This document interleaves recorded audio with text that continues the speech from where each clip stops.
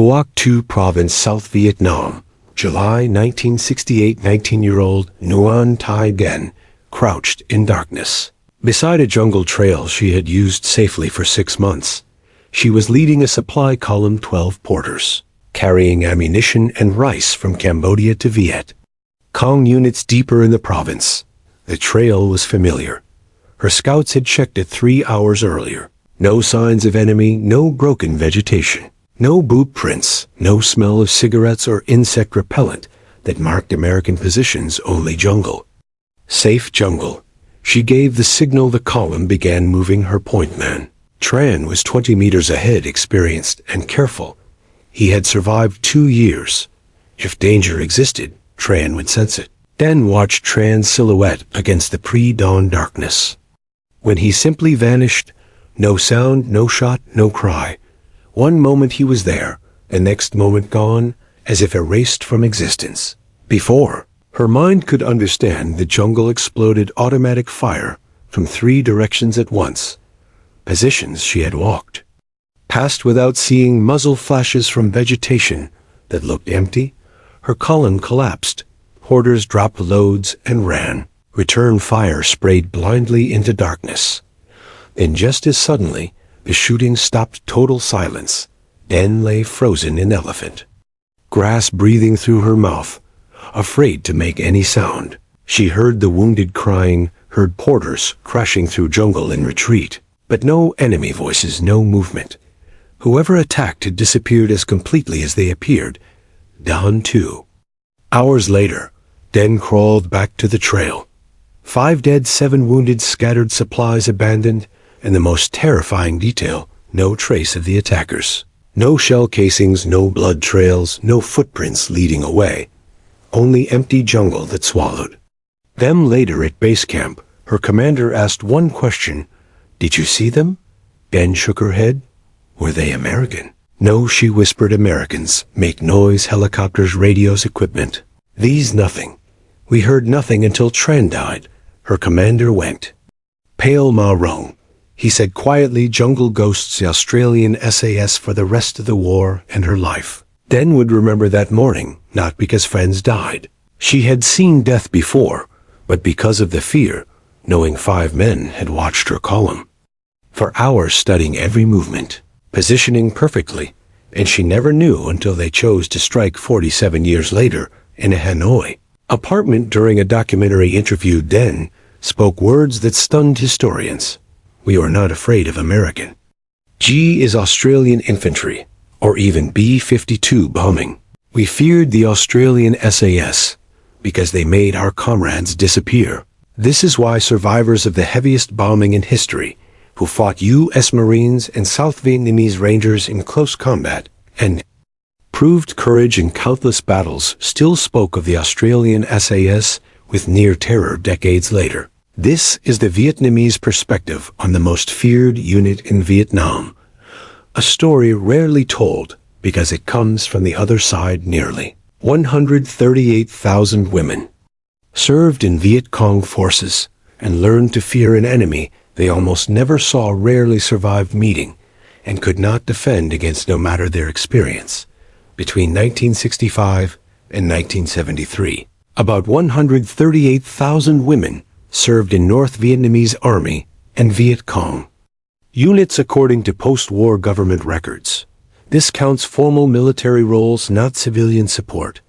Some volunteered, most were drafted. The Democratic Republic of Vietnam introduced female conscription in 1965 when manpower shortages became critical. Women aged 17 to 24 were called just like men. They could not refuse by exemption or avoid service. They served or faced prison. Dien was drafted in January 1967 at 19. She was not a political zealot, but a village girl from Gat Du, whose family had been killed 6 months earlier by an American artillery strike that missed its target by 400 meters. She had nowhere to return in anger that needed direction. Her training lasted 6 weeks in Cambodia. Basic weapons used with AK-47 rifles, an RPG, launchers, political education about imperialism, jungle movement, and camouflage. basic medical care for bullet and shrapnel wounds, map reading using landmarks instead of compasses after training. She joined transportation. Group 470 moving supplies from Cambodia into Phuoc Tuy province along trails designed to avoid Australian task force areas. 6 weeks of training, then rifles and jungle deployment. Move at night, avoid contact, deliver supplies. They never said most. Girls in transport units did not survive their first year. Mortality rates were severe airstrikes. Artillery patrol encounters and ambushes were constant dangers. Female fighters also faced capture, torture, rape, pregnancy, which in jungle conditions was often fatal, and menstruation without sanitation, which created health crises men never faced. Despite everything, they served carrying loads through terrain. Many men struggled with acting as intelligence agents in cities operating anti-aircraft guns along the Ho Chi Minh Trail and fighting as replacements when units suffered heavy losses. Thi Mai served in an anti-aircraft unit in 1968, defending part of the trail, bombed daily. We shot down 3 American planes in 4 months, she said. In a 2010 interview, but lost 23 girls killed and 14 wounded. Planes came every day. Bombing was terrible, but predictable. Same times, same routes.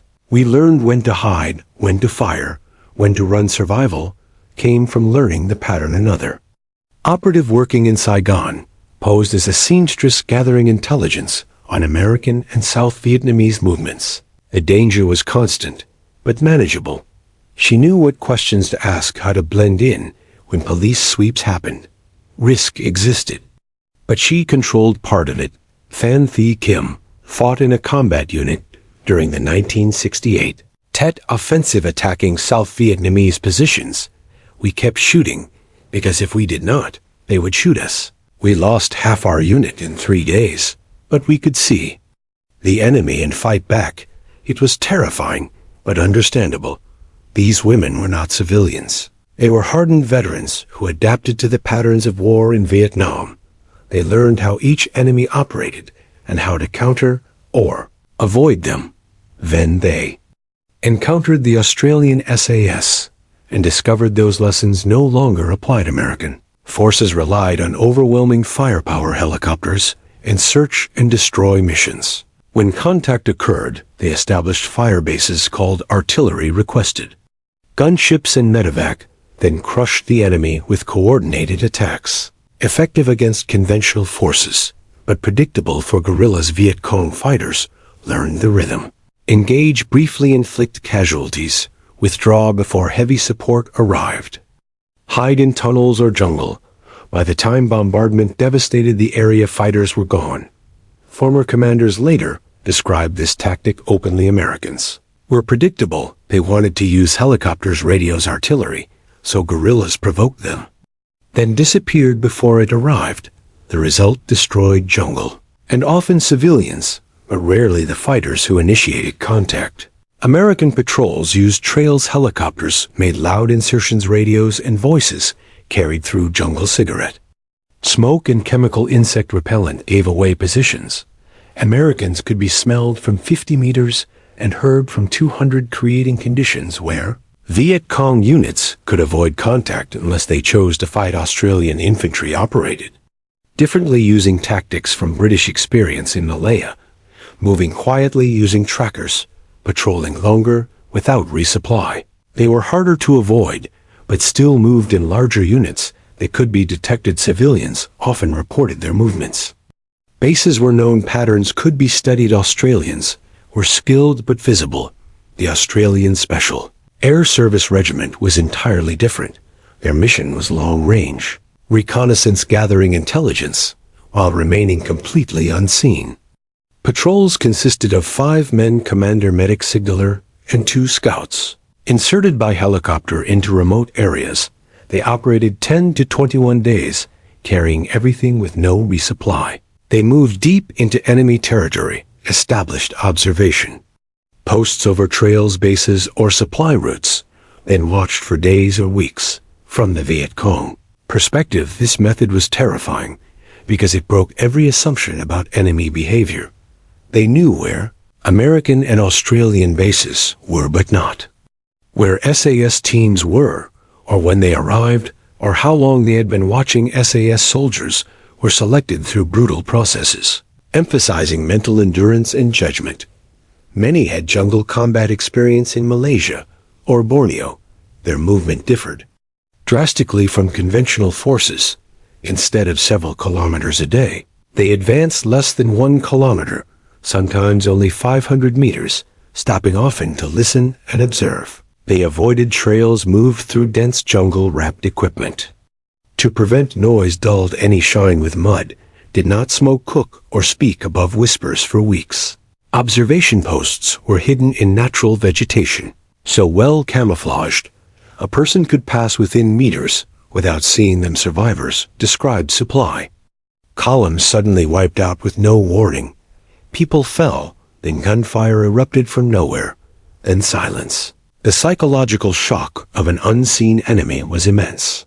Normal combat had a rhythm detection cover return fire outcome. SAS attacks removed that. Entirely fighters could be moving safely on familiar routes when sudden lethal violence erupted from invisible positions, followed by silence as the attackers vanished. Between 1966 and 1971, the Australian SAS conducted nearly 1,200 patrols. In Phuoc Tuy province, official records attribute over 600 confirmed enemy killed, with very few SAS casualties, creating an unprecedented kill ratio. But statistics do not capture the fear described decades later. First was the inability to detect them beforehand. Scouts trained to find ambush signs could spot American or Australian infantry positions, but SAS left none. They moved without disturbing vegetation, established firing positions without clearing fields of fire, and withdrew, leaving no trace. Second was time. SAS teams observed targets for days, learning routines, traffic patterns, weak security points. Then, struck at the ideal moment, guerrillas believed they were safe moving at night, unaware they had been watched continuously. Third was speed. Ambushes lasted about 1 minute, beginning with mines and automatic fire, then immediate withdrawal. Before victims could react, survivors said it ended before they could even raise weapons. Fourth was the certainty that casualties occurred before awareness. The first sign of SAS presence was people dying. Unlike conventional forces, they provided warning through noise or movement. Captured Viet Cong documents confirmed this perception. Instructions warned that special enemy forces operated silently in small groups. If encountered, assume you are already observed. Your strength known. Ambush, prepared, avoid contact, withdraw, do not pursue, prepare defenses, and request reinforcement. There was no guidance for defeating them, only surviving them. This belief of constant unseen observation created intense psychological strain. Every trail clearing or movement might be watched. The reputation alone forced units to change routes, schedules, and tactics. Female fighters felt this pressure even more because they operated in a system where mistakes brought severe punishment, and their competence was often doubted. After the July 1968 ambush, Den was interrogated, not debriefed. Her commander suspected negligence despite her following procedures. Scouts checked the route, security was maintained, no signs detected. He accused her of errors because conventional forces could not set ambushes without leaving traces. Only after similar incidents occurred did commanders accept they faced a different enemy. By then the damage was done. Den feared not only death but blame if attacked again. Other women reported similar treatment. Male commanders of ambushed units were seen as unlucky, women as incompetent, even when no fault existed. This added pressure made encounters with SAS uniquely terrifying because perfection could not guarantee survival. One reconnaissance leader recalled 3 of her soldiers dying before she heard a shot. The survivors fled. She hid motionless for 2 hours, fearing movement would reveal her. When she returned, her commander questioned why she lived, implying cowardice. She was never given command again, simply because she survived. The SAS likely never knew their operations caused such internal conflicts. They followed doctrine unaware female fighters were blamed for failing to counter tactics no one could counter. These women were not easily frightened. They survived devastating bombing raids that shook the earth, destroyed forests, and killed anyone caught outside shelters.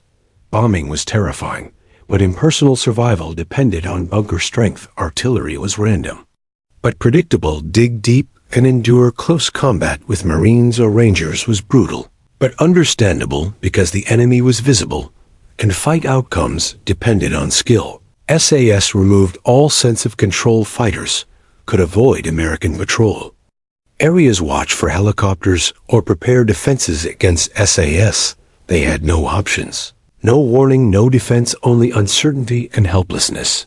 This loss of agency proved more psychologically damaging than physical danger. Experience reduced fear of bombing, artillery, and conventional patrols, but not fear of SAS.